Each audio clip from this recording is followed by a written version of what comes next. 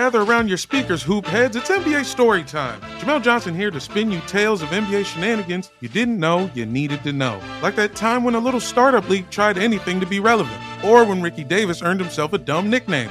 I also love you, Ricky Davis. Catch a new tale on NBA Storytime every week, then listen to the post-game where I break it down with comedians, ballers, and what have you. Find NBA Storytime on Apple Podcasts, Spotify, or wherever you get your podcasts. The Chase Thomas podcast. My nephew needs me to record. See, I already hate it. I hate it. All right, hello, and welcome back to a Sunday Night Baseball Chase Thomas podcast edition of the pod. I am still the aforementioned Chase Thomas, and I am joined, as I am every single Sunday night, by the great Stacey Gotsulias of Locked On Yankees. Stacey, good evening. How are you? I'm good. How are you? I'm not too bad. You were a little concerned over the weekend about our recording because Mother Nature potentially had other plans for recording time, but as it stands right now, things are good, right? Yes. Henri was a little bit more to the east, and even though we did get a lot of rain, there wasn't a lot of wind. So where I live, we have power lines below the ground. So my immediate neighborhood is perfectly fine. But of course, the main source of our power is on poles. Sometimes you get idiots driving in the rain, crashing into those poles and knocking out the power for 6 hours. We've had that happen. Mm-hmm. Or, a tree branch will fall and then we're without power for 3 weeks. So it's really, that's why I was worried. I was more worried about that than anything. And thank goodness that hasn't happened yet. There you go. Yeah, so I guess it's not happening in the South at all. Like the weather's been fine. Is this just entirely a Northeast thing? I should be more up to date on this, but I've not. Oh yeah, it was pretty much out in the ocean the whole time. I think maybe North Carolina, like the Outer Banks saw higher waves and stuff like that. But I call it he because it was a he named storm, but. It was out in the ocean more, and I believe the eye went over Rhode Island. And then it's going to kind of go in and then make a turn and go toward like Newfoundland and go up that way to the Maritimes. So yeah, and it might be slow moving too. So they might get a lot of rain in Canada. You're all over this. Oh, I was obsessed with weather when I was a child, so I watch all that stuff. Did you want to be a meteorologist when you wanted to grow up? I did. And I was one of those weirdo kids that I watched the news when I was 3 and 4. So I remember when Elvis died. I remember the Iran hostage stuff because I was about 4 and 5 when that was happening because I constantly watched the news because I was obsessed with news and weather. Yeah. That's wild. Mm-hmm. Huh. There you go. Yeah. I couldn't do that. Like that's a tough job because people don't remember when you're right 347 days a year. People remember when you're wrong and you're on their kid's birthday party. Right. It's a rough job. Oh, yes, exactly. And it's actually kind of funny because I ended up going to a college where Al Roker attended. Mm-hmm. He was class of 1976 and he spoke at my commencement. So it kind of came full circle in a way that all my weather obsession, for him to be there that day was kind of funny. Wait, is Al Roker a meteorologist? Yes. Is that really what he does in that show? Oh, yes, he actually is a meteorologist. I mean, they have him on now more because he's a personality. Yeah. But he was the local Channel 4 weather guy for a really long time. Okay, don't judge me, but I did not know that. I just thought he was a personality on that show. I did not know that was his actual... thing. That's what he went to school for. Yep. Huh. Never knew that. Mm-hmm. I never knew that. Stick with me. I'll tell you all this useless information. No, this is important stuff. Like I did not know this. This is something I was not familiar with. What have you been watching? What have you been reading since last Sunday, Stacey? Well, I don't read much. I skim things because my ADHD is it doesn't allow me to actually sit and read. I can watch videos on stuff, and I've done that. Like, MLB puts up good content when things happen in baseball. So I gravitate toward that more than reading things. Their YouTube page is good. Yes. They put up a lot of content, and they show a lot of the stuff you need to see. I agree. Very good stuff. I actually wrote a video for them earlier this year. There you go. About spring training. I wrote the script for it. Very cool. Mm-hmm. How was that? How was script writing for you? Yeah, and why they have spring training. I learned some things. I knew some of the stuff, but I didn't know some of the really early stuff. And I thought that was really fascinating. And people in the comments thought that too. They thought, wow, I didn't know that about spring training. So Give me I an did my example. job. Well, one of the main reasons spring training started was one of the owners in the 1870s got mad that his players kept showing up fat and out of shape. So he dragged them down to the hot springs in Arkansas to detox them. Oh. To get ready for the season. And that's basically how spring training started. Wow. Okay. Yep. Did not know that. There I you wanna say it was go. 1876. If I remember correctly, I wrote this script way back in March, so it's kind of out of my brain a little bit. But yeah, there were some interesting things. You know, they moved Dodgers spring training to, they were in the Dominican Republic and they were in Puerto Rico. Like they were trying to get out of Florida because of the Jim Crow laws, because of Jackie Robinson. So they went to different places to avoid that. And yeah, it was some interesting stuff. There you go. There you go. Yeah. But I like the whole idea of spring training being detox for out of shape. But, you know, think about it. In 1876, these guys weren't making money to play baseball. They had other jobs in the winter. So some of them were bartenders. Some of them did other things where they were eating and drinking all winter. So, of course, they were going to come in out of shape. But that's essentially how it started. Well, so that's interesting because I mean, you can to apply that to real, like to just normal citizen life.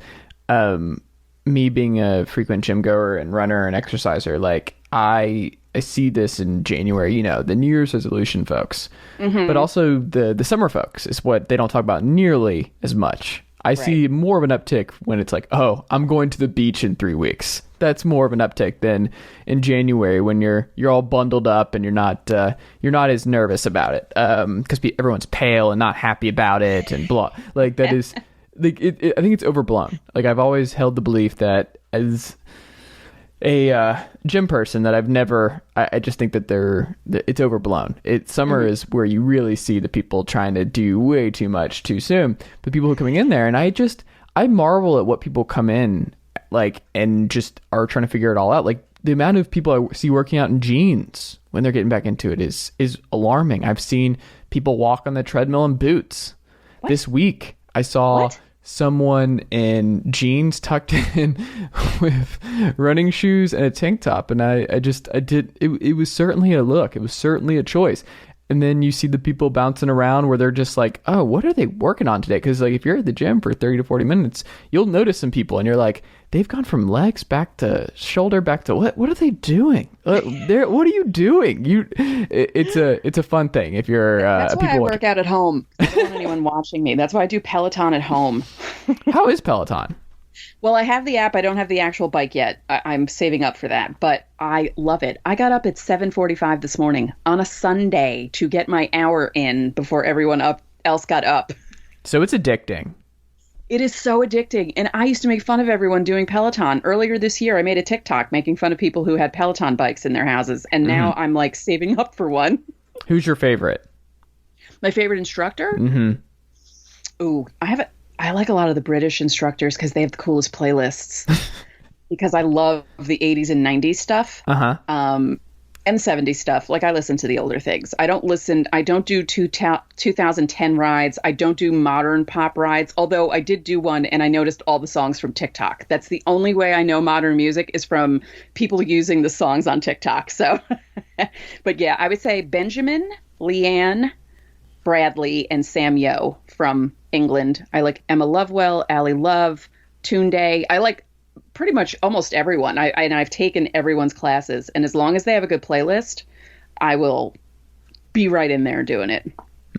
I just can't stop thinking about Always Sunny in Philadelphia when it comes to Pelotons and cycling classes. I always think about that scene with like Dennis and Dee when they're trying to get back in shape. This was, I guess, a long time. Do you know what I'm talking about? I believe so, yes. That's all I think about with their playlists. And who did they love? Like Dennis was always this like super fan of, it was an 80s guy, wasn't it? What is his name? Oh, it's going to drive me nuts. I cannot think of it off the top of my head. I haven't watched it in a while. I forgot who he was. It's not Neil Diamond, but it was somebody in the Neil Diamond family. I feel like that he loved and that they would not let him play. And I forgot what it was. Well, I'll think about it as we get started. Stacey, I also think you just happen to be in a good mood because your team that you cover and are a fan of, the New York Yankees, have won 9 of 10. Things are good in New York. What's changed? What's working right now? They're winning the games that they would have lost a month and a half ago. That's essentially it. Things are going right for them right now. The example I'll give you is the first game of the doubleheader against the Red Sox on Tuesday. Jonathan Loáisiga gets the bases loaded, no outs. They're only up 5-3. If that game happened a month ago, the Red Sox would have hit a grand slam. The Yankees would have lost that game by at least 4 runs. And he got the line out and then struck out 2 batters to end the game. The Red Sox didn't score in that inning at all, which was just shocking. But things are going well for them. They're beating the teams they're supposed to beat. You know, they're supposed to beat the Twins all the time. So they beat them 3 out of 3, would have been 3 out of 4 today. I'm telling you right now, it would have been that way because the poor Twins just have no chance against them. You know, they did well against the White Sox, even losing that Field of Dreams game. Even if that was a month ago, things could have been different that series. But the Yankees in the past month and a half or month or so, they've been punched in the face repeatedly and then get right back up, win 2 out of 3, 3 out of 4, and they just keep that cycle going. Now, the 9 in a row, is it 9 in a row? No, yeah, it's 9 in a row now. That's kind of shocking. And I know the Braves are on a roll as well. Yeah. So it'll be interesting to see them clash tomorrow. And then the Yankees also have another big series against the A's because the A's are 2 games or 2.5 now behind them in the wild card. That's a 4-game series that starts on Thursday out in Oakland. Yankees don't always have the best of luck playing out in Oakland, so this is going to be a test this next week. But I like where they are right now. 20 games above 500, which I saw someone put, you know, when they were 5 above, 10 above, 15 above, 20 above, and the 10, 15, and 20 have all happened within the last 2 weeks. So, or 3 weeks. So it's all happened very quickly. And this was with Garrett Cole out with COVID, Jordan Montgomery out with COVID, Domingo Germán not being around, Gleyber Torres being injured, Gio Urshela being injured, all the other guys getting COVID, you know, because in the beginning of, when was it, the end of July, when Judge and Higashioka and all those guys had COVID too. So I don't know what's happening. It's like a complete reversal of fortune. People keep joking that it was the cat that showed up on the field because the Orioles have lost 18 in a row since that game, and the Yankees are 16-3. Oh. Yeah. Wow. Yeah. So people are thinking the Orioles were cursed by the cat, and the Yankees have been helped by the cat. So who knows? So was their last loss the White Sox game? Yes. Okay, so Andrew Heaney has not pitched since that game. Andrew Heaney pitched. He held the Red Sox to a run on 2 hits in 7 innings. Oh, okay. There you go. Yeah. Now that I admitted on my show I was wrong because I was expecting that game to be. I was expecting there to be total. Crap on the mound, you know, when someone lays a burger on the mound, I just was expecting that. And the fact that someone said, oh man, if the Red Sox can't beat Andrew Heaney, they're done for the year. Yeah. How do you not beat Andrew Heaney? He gave up 10 home runs against the White Sox. It was only 4, but still. It felt like 10. And of course, the one run he did give up was a solo home run to Xander Bogaerts in the first inning. Bogaerts kind of trolled the Yankees by doing their arm thing that they do. And then the Yankees beat their asses, which I thought was funny. It's you don't troll in the first inning, dum-dum. Learn that lesson. You can't trash talk and troll the other team in the first inning. You have to wait till the game is over. People forget. Let that be a lesson to everyone out there. 2 things in this Braves-Yankees series. One, tomorrow night. I don't know if you're making the drive down to Atlanta for the weekend, for the day, or for the Monday, Tuesday experience here at Truist Park. But the first 15,000 through the doors tomorrow gets a Mike Soroka bobblehead. Ooh. Kind of awkward, though. It's been a rough year and a half for him now. I don't, it's kind of weird to do bobblehead nights for guys who are gone and out for the year. It's a little bit awkward. Why wouldn't they, I don't know, why Hold wouldn't that they off. postpone it? Yeah. You can do somebody else. Like there's a lot of other. Max Fried's pitching right now. He's pitching great. He just had a complete game. No, just change it up for Max Fried. I also like Max Fried. The cheapest ticket I'm seeing right now, $110. Wow.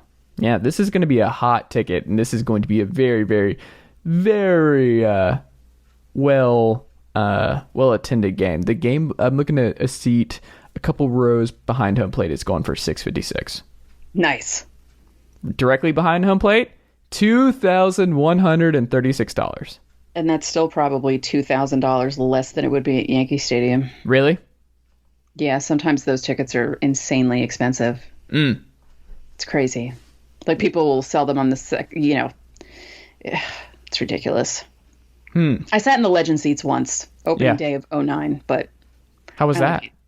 Well, it was amazing. I didn't get to go to the exhibition games because they had 2 exhibition games in early April of 2009, and then the Yankees opened on the road. The Pope was there. It was like a whole thing. So the Yankees they didn't have their home opener till like April 16th of 2009. It was a crazy schedule. And on a whim, I bought a legend seat for $625. I was right near third base, like 4th row in the cushy seats. One of the best baseball going experiences of my life. I was like, wow, I want to be rich just so I can sit in seats like this all the time. It was great. They give you the menu. You can buy a jersey if you want to. They'll bring it out to you. Yeah, pick out whatever you want. We'll go pick it up for you in the store. It's like, okay, this is what great. A life. Yeah. One of my friends back in Atlanta, my good friends, his company had just bonkers Atlanta Hawks seats. They were floor seats, like literally right behind the visitor bench. Like when I say behind, I'm saying I am on TV the entirety of this game with said friend, and heard everything. It was remarkable, and I sat there a couple times with him, and it was just baffling. Like the buffet section that you go into, and all just everyone around you.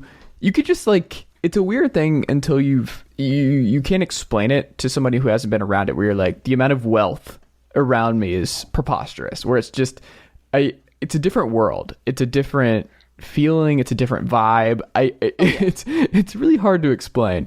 Well, but my first experience at a suite was out in Anaheim. Mm-hmm. I was a friend's +1 on a business trip, and she went out there. She was a media buyer, and she was the guest of a TV station, one of the TV stations that covered has the Angels, or had, because this was like 17 years ago. Yeah.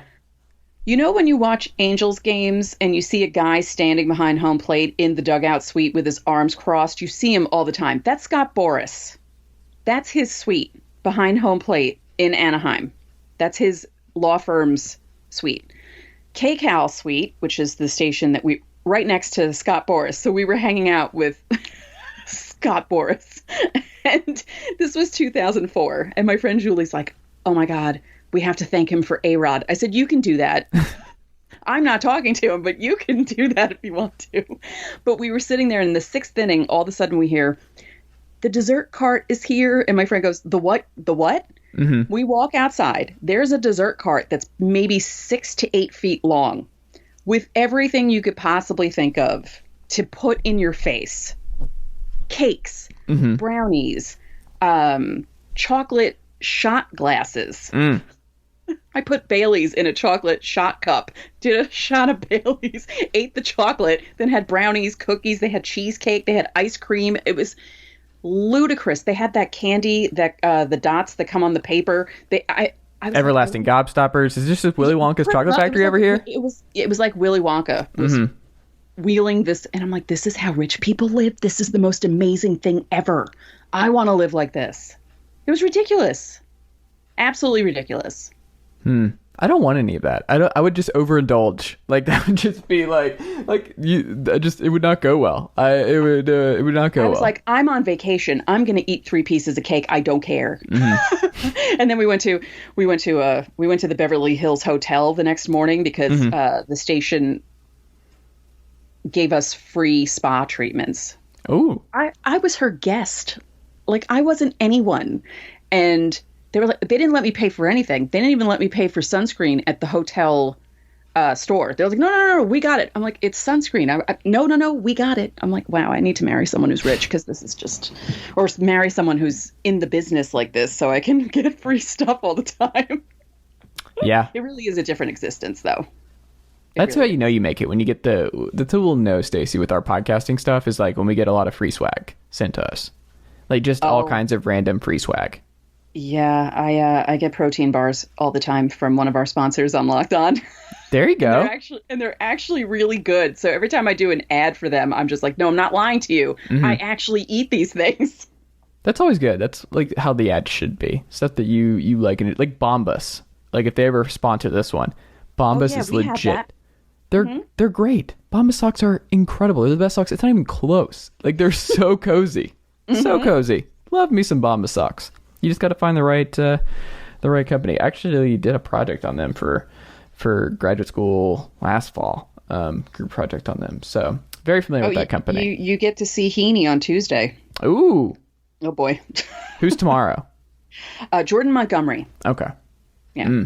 So we don't get Garrett Cole. It'll be his second start since coming back from COVID. So we'll see how he does. Because he was okay in his first start. He started off really well and then he kind of fell apart. So we'll see how that goes. I'm excited. Yankees Braves. What could go wrong? Leave the memories alone. The 90s were great to the Yankees Braves series for me. It was nothing wrong. It was all great.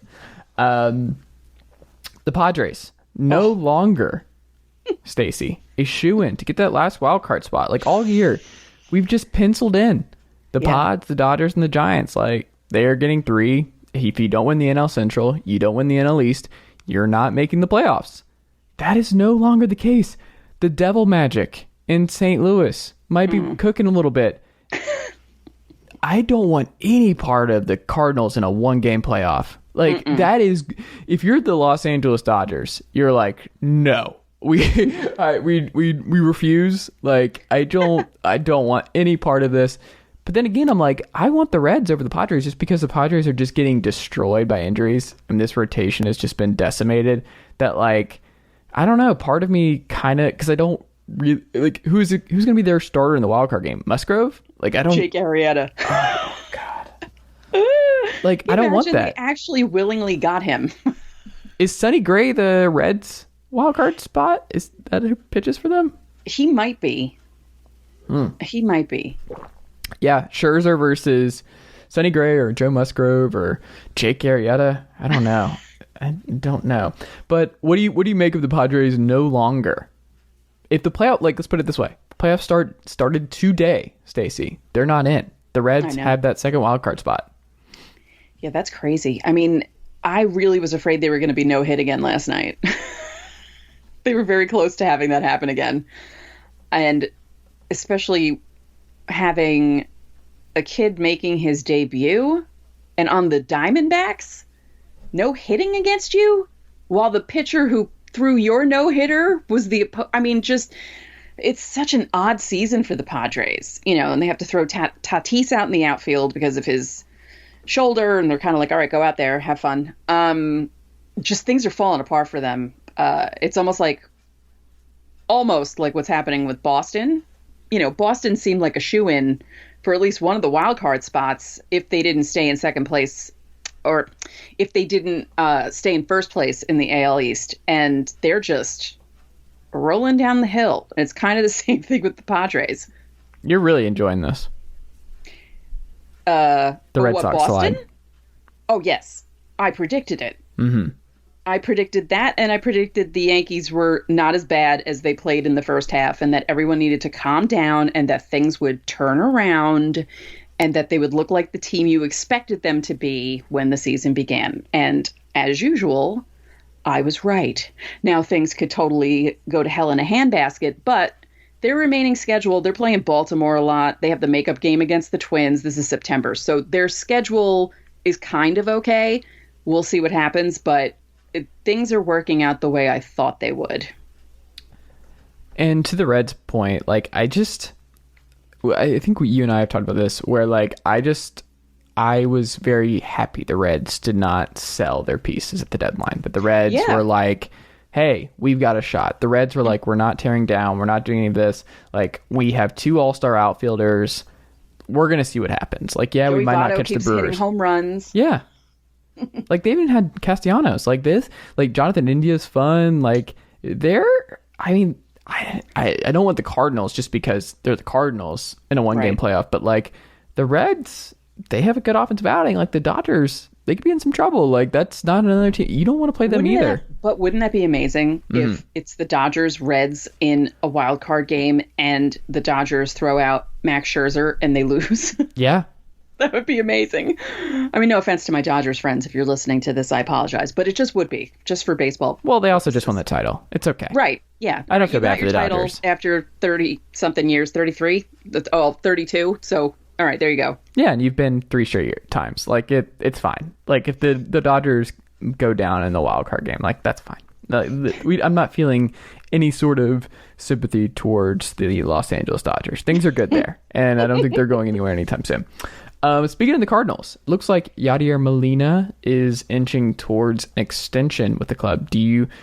What do you make of this deal? And is Yadier Molina just going to be the catcher for the St. Louis Cardinals for the rest of our lives? His life? Yeah. I actually had to look up how old he was because in my head he's 45, but he's only 39. Mm-hmm. Only. I know. Well, in real life, only 39. In baseball. Well, yeah, that's what I'm saying. 39. In baseball, yeah. Yeah. I mean, if he's still, I don't know. I feel like there is something to having a guy who has the experience, who's been around the block, you know what I mean? And he's gone through all this stuff and staying on the team and helping guys who may not have experienced some stuff. Like, I feel like there is some, I don't know. I think that actually does help some teams to have a veteran like that around for the younger guys. And I don't mind that move at all. I don't think he's a detriment to the team at this point. I mean, if he was, I would hope they'd say, okay, thank you for everything you did, but bye-bye. You know what I mean? Yeah. He's a lifer. That man is just going to be there forever. He's probably getting a statue, right? Like, Molina, is he getting a statue outside of St. Louis? He's got to. I hope the statue is of him with the ball sticking to his chest protector, because that would be epic. It's possible. Because that was amazing. The fact that they didn't do anything about the sticky stuff when that happened. Oh, it was magic. There's nothing on that ball. It just stuck there, you know. Something tells me that's not what they'll do. Something tells me, Stacey. Well, we're going to pause real quick for an ad break, but we'll be right back.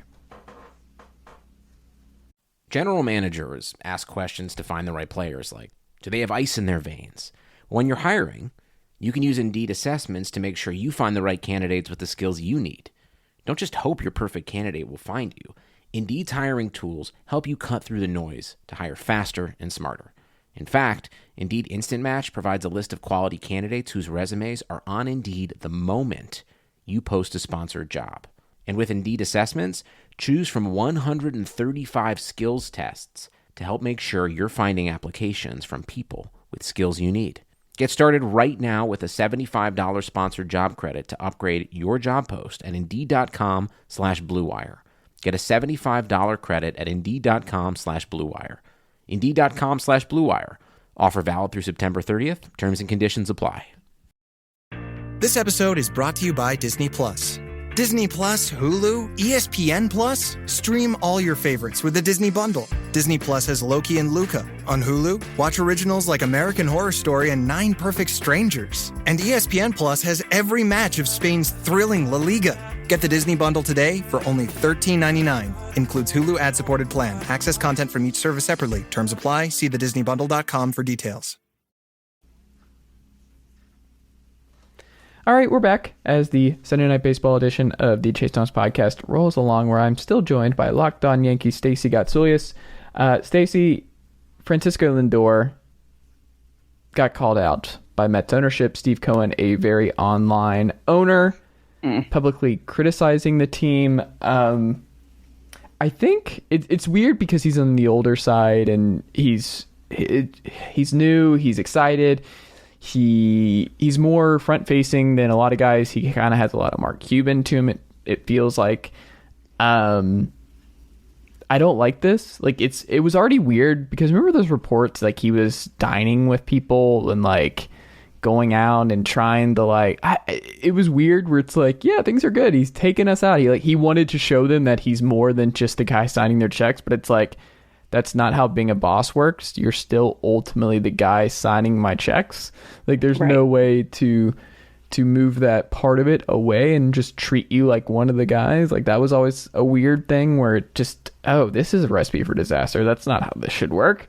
That kind of blurring of the lines can't end well, but Lindor is reportedly okay. Something tells me he's okay with it because he just signed an extremely long contract for this person. So him saying, yeah, I'm not okay with it would not go well for the person who just signed a very large extension with the team and probably made some promises to ownership in the group that he would do great and he backed the team and all this stuff. But I don't know. What do you make of the Lindor situation in New York? Because I feel bad for him.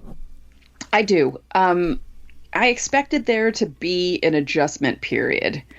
I just didn't expect it to be this long because you always saw it when guys came over to the Yankees, signing huge contracts. Like, you saw it with Jason Giambi, saw it with A-Rod. You saw it with, Shera didn't really start off that slow, and neither did CeCe. But there were some guys that kind of felt the pressure to be the guy, and I feel like in a way he did, Lindor. And I think he comes back next year totally different player, or back to himself. I feel like this just might be kind of a lost year for him. And, once he gets that 1 year of being a New York Met under his belt, he'll be fine. I just don't like the whole, oh God, I sometimes think of what the world would have been like if George Steinbrenner were on Twitter. Like if something like Twitter existed when Steinbrenner was still alive, still coherent, and still doing crazy things for the Yankees, it would have been a nightmare. Yeah, that's true. I just think the new age of ownership, I think they're just going to want to be more and more involved. I don't know. We'll see. I just feel bad. The season from hell for the New York Mets. I don't feel bad about that, but I do feel bad for Lindor. The Rangers, in a surprising move, part ways with their assistant GM, Shiraz. Raymond, what do you make of this? Because the Rangers, John Daniels, I don't know, because I guess he was so successful early on in his tenure, and I still think he's the youngest person to ever get a general manager job in Major League Baseball. He might, I don't know if that's changed, if anyone's younger has passed him, but I remember at the time he was a whiz guy, and he was obviously very successful early on. But the Rangers have been bad for a very long time now, and they have not made their way out of the cellar. A lot of stuff does not work. They have not developed well. The only thing they do well now is develop veteran pitchers to flip them for Colby Allreds of the world later. Like that is their thing. They're just like this retirement community where they get people back on their feet and then ship them back out. The Lance Lynn's, the Mike Miners, the Kyle Gibsons. That's just what they are now. Right. But it's just weird. It's kind of like the assistant GM now gone, but like, why does John Daniels not get more heat? I don't understand that really. Well, it seems that they wanted. Well, John Daniels moved up to baseball, president of baseball operations, and Chris Young was brought in as general manager, and that was basically like the indication that. Because you would think the assistant GM would move up into that position, and they brought in Davis instead of. So, I mean, I don't blame Raymond for leaving. I think that was pretty much the final nail in the coffin for him. Yeah, the writing was on the wall at that point. Yeah, I think. Yeah. I always I find it kind of strange when people don't stick it out for the entire season. I know the Rangers are bad, and I know things aren't going well for them. But I always find it strange that, if he didn't leave when that first happened, why not just stick it out to the end of the season? No, Levi Weaver. Yes. Friend of the pod. Been on this podcast. Yeah. Yeah, I love him. That the Rangers have met with Kyle Boddy from Driveline about a position in the Rangers organization. Right now, he's the director of pitching for the Reds. Let's go back to the Reds. So that will be an interesting thing to see if they can swipe Body from the Reds and bring him over to the Rangers and try to just completely change everything and do an overhaul and fix things. Because it's a shame that the Rangers, because there was a while there that they were good and then they just really fell off. It's just bad. Like, there's no path. Their farm system's not good. Like, the Rangers are going to be bad for a while. And we've just kind of accepted, like, I don't know. It just seems like they're kind of helpless and no one seems to really care that they're kind of helpless. Speaking of helpless, Stacey, MLB, they leaked the proposal on Thursday of this past week that would set a salary floor because the collective bargaining agreement expires on, I believe, December 1st this year. So with their adjustments, there'd be a salary floor of $100 million instituted, and then a soft salary cap that would be lowered to $180 million. What do you make of this proposal from Major League Baseball? I like the floor. I don't like the cap. I think there should be a floor. I think a lot of these guys are getting away with not spending money on their teams, and it drives me crazy to see teams that have like $30 million payrolls. Like, if I were a fan of a team like that, I'd be pissed. Teams that tank, teams that try to do what Houston did. You can't do what Houston did. Like, things worked out for Houston. They made the right draft picks, but draft picks are very, you don't know what you're going to get, really. I mean, you could get what may be the best player in the draft, and then he doesn't amount to anything, And I feel like a lot of these teams are trying to emulate other teams that have not spent money and have spent 5 years being absolute dog crap and torturing their fans with not playing well. The Pirates. I don't like the cap. I think teams should spend as much as they want. If they go over the luxury tax, then tax them, make them pay whatever they need to pay. But I don't think these guys should get away with not paying anything. And I like the idea of the floor. Yeah. I just wonder, because this is something that's interesting about baseball when they talk about like, oh, we need the baseball way of doing things. Like, it's interesting to talk to fans who are like, how everything is just kind of, everything's a niche now. Like, everyone who likes the NBA, it seems like, just watch the NBA, keep up with the NBA, and people who watch the NFL, it's like they only keep up with the NFL.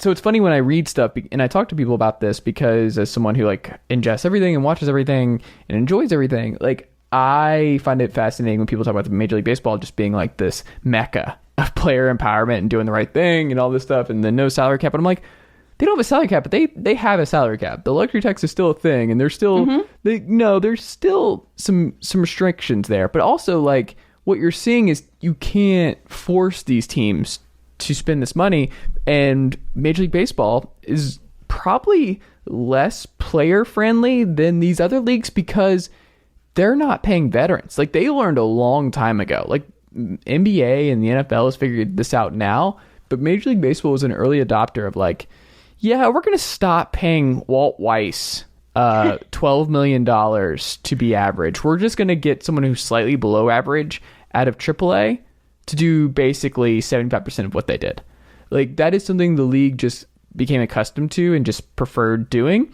And now you're seeing that in the NBA, which some G League guys were like, do we really want to give a 3-year deal with a lot of money to an okay veteran who doesn't really move the needle for us? Or do we want to just save that money, have some cap space because, cap space, and then just play a lot of young guys who are slightly worse? Like, that is something a lot of leagues have figured out, but it's just funny to me when people talk about baseball as like the ultimate, where you can make as much money as you want and salaries are amazing. And I'm like, well, for a select few, but it's still really bad for average to slightly above average veterans. Like, have y'all watched the Mike Moustakas stuff over the last 5 years? Like, there's so many examples of this where it's like, no, it's actually still pretty bad for a lot of guys.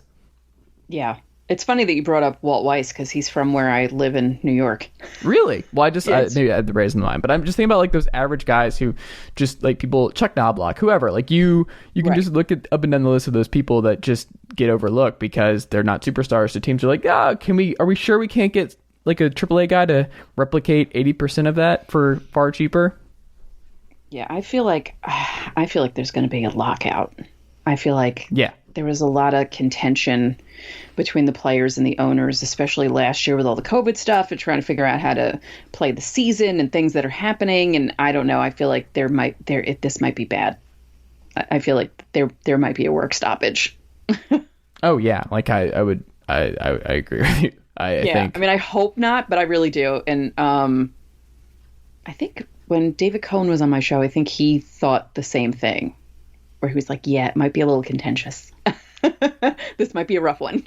Well, it's just we have a recency bias, right? Like we just forgot how ugly it got last year. Like it was ugly. It ugly. Was. Yeah.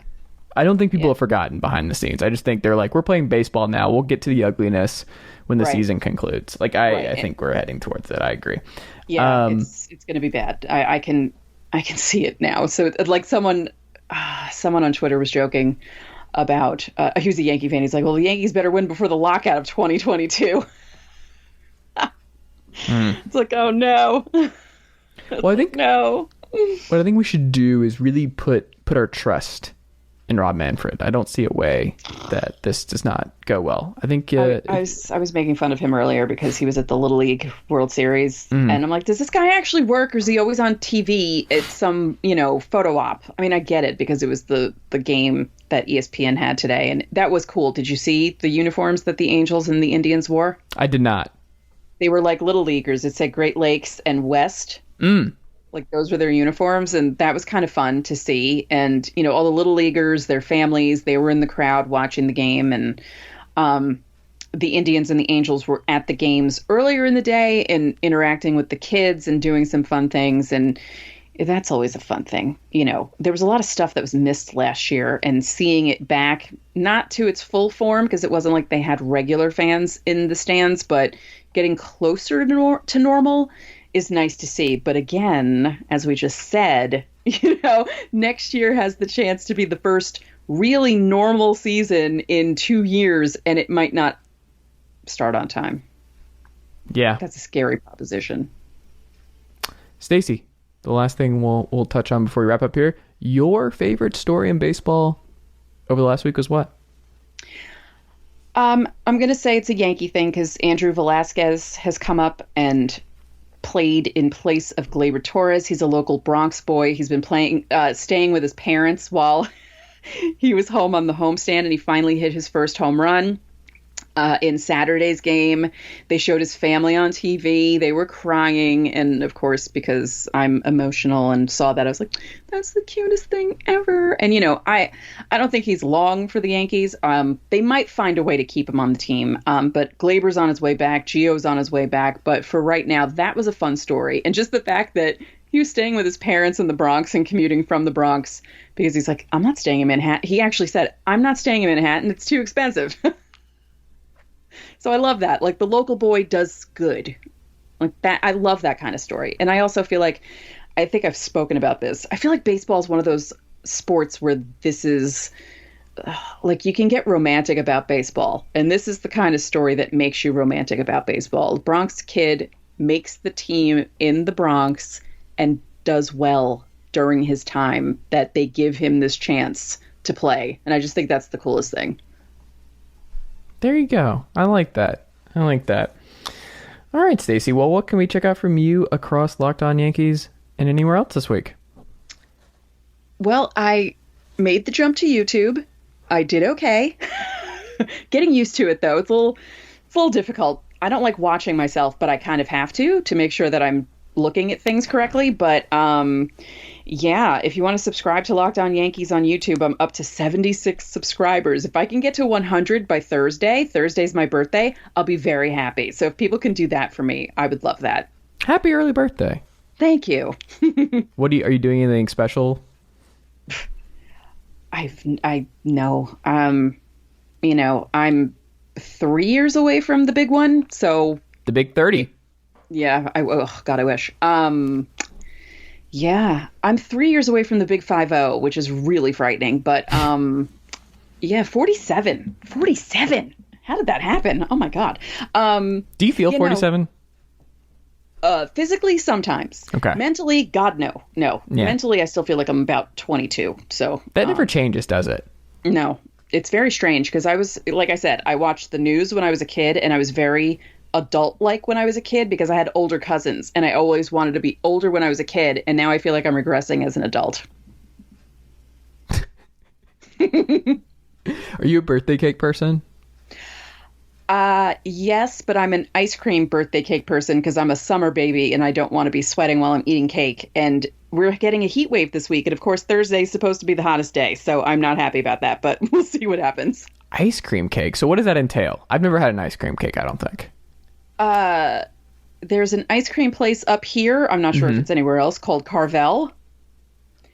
It has vanilla on top, chocolate crunchy things in the middle, and then chocolate on the bottom. Okay. So is there an actual cake here, or is the cake in the middle of this? Like, how does this work? No, it's just called an ice cream cake, but it's all ice cream. Oh, okay. Yep. There you go. So it's just it's all fake advertising. It's false advertising here. There's no cake involved. Right. It's ice cream shaped like a cake. That's basically what it is. It's so good though. Yeah, it's and Carvel has these ice cream sandwiches, the chocolate wafer. Well, they have saucers, so they're round, and they have them in vanilla, chocolate, or swirl. Those are really good, and they're oversized. So if you get like a pack of those too, I'd be a happy person if I got the ice cream cake and the saucers for my birthday. After doing, an hour and a half of Peloton, then I would feel okay doing it. Does your family listen to this podcast? Do they listen to your appearances on Sunday nights? They do not, but they know that I love. My mom usually gets me Carvel cake. It's funny, and she'll put like one year she put Hello Kitty on there. I think my 36th birthday. I'm like, Ma, it looks like a 6-year-old's cake. What are you doing? I was never a cake person growing up. I remember one year my parents got me a key lime pie and put some candles on it because I love key lime pie. And yeah. I don't know. I've never been a big cake person. Never been a big you're a pie person, not a cake person. Yeah, I like pies. Like I think it's just the bakery. I don't know what it is. Like I like muffins. I like I don't know. I'm not really much of a sweet person, but I like the actual crust, I guess. I don't know. I like pecan pies. I like strawberry. I like a lot of, basically what I'm getting at is I like pie over cake for sure. Yeah, you ever see that debate on Twitter? That's ugly. It's almost as ugly as is the hot dog a sandwich debate on Twitter from a few years back. Here's the thing, Stacey. I avoided all this a long time ago. I use Twitter for promotion and sending my stuff out, and then I log off. You're so much better than me. I can't. I feel like if I'm off for 2 hours and I just miss too much. That's the plan. That's what I want. I want to miss stuff. I want to be out of the loop. I want to not know what is going on. I like being out of the loop. I also just don't know how people do their stuff. Like I see so many people who just are tweeting and I'm like, how do you get anything done during the day? Like I don't. Oh, no, we don't. Yeah, no, we don't. Well, that explains that. Yeah. I mean, there was Case one closed. day I took 2 hours off from Twitter and then I found out half the Yankees had COVID. And I thought, oh, God, why did I leave Twitter? This is what happens. What happens. Stacey Gotzelius, we can follow you on Twitter at StayScots. Yes. Listen to you on Locked On Yankees every day. Go subscribe on YouTube for her birthday. It would be so nice, and it's just the right thing to do. So go do that. Even if you're not a Yankees fan, go throw her a sub on YouTube. Stacey, thank you so much. Happy early birthday, and I will talk to you next week. Okay.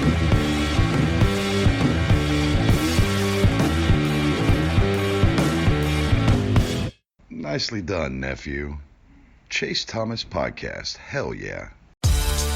Blue Wire provides a platform to tastemakers, journalists, and influencers who have their finger on the pulse of sports media and culture.